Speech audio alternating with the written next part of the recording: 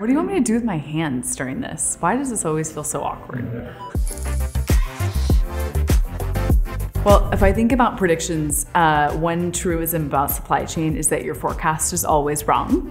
And so the goal is not to be 100% correct. It's really about how do we take signals from the data to understand what we need to be looking out for as supply chain leaders as we go into the year. If you're getting everything 100% right, then you're probably not making big enough predictions in there. For the most part, I think there were some really cool, fun things that we thought about last year that came to fruition this year.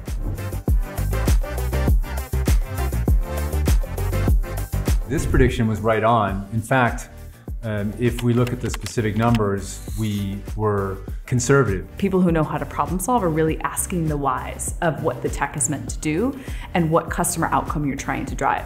That is absolutely critical when deploying technology that works in service of the customer, but also that is sustaining outcomes. At the same time, to be able to actually derive value from the tool sets that are emerging, artificial intelligence, machine learning, simulation, and so on, we must become more literate and therefore have additional technical skills. The prediction that we were going to have a significant growth in the material science roles was absolutely accurate. If you think about getting really creative in the material science space, in the regenerative space, you get to start to access a lot of different materials that you can use in different ways. They might be cheaper, they might be more readily available, or they might be something that's infinitely recyclable, and it creates a lot more resiliency in the network so that you can be a little bit more agile.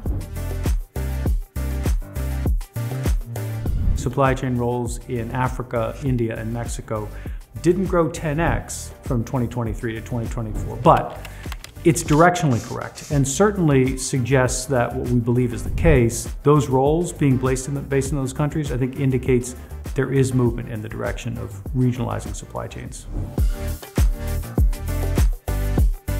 Actually, we saw a movement in the opposite direction to what we expected. Planning continues to be the center of AI innovation. Also, our AI maturity survey that we did earlier in the year found that sourcing was the least mature function in terms of adopting this type of advanced technology. But here's my hypothesis, because I've been talking with many CPOs in the community, and we know that many procurement organizations are investing now and quickly in deploying generative AI on a variety of topics. And so I expect to see this publicly come through in the next couple of years as companies realize the benefits from pilot and begin to scale this and share it more broadly.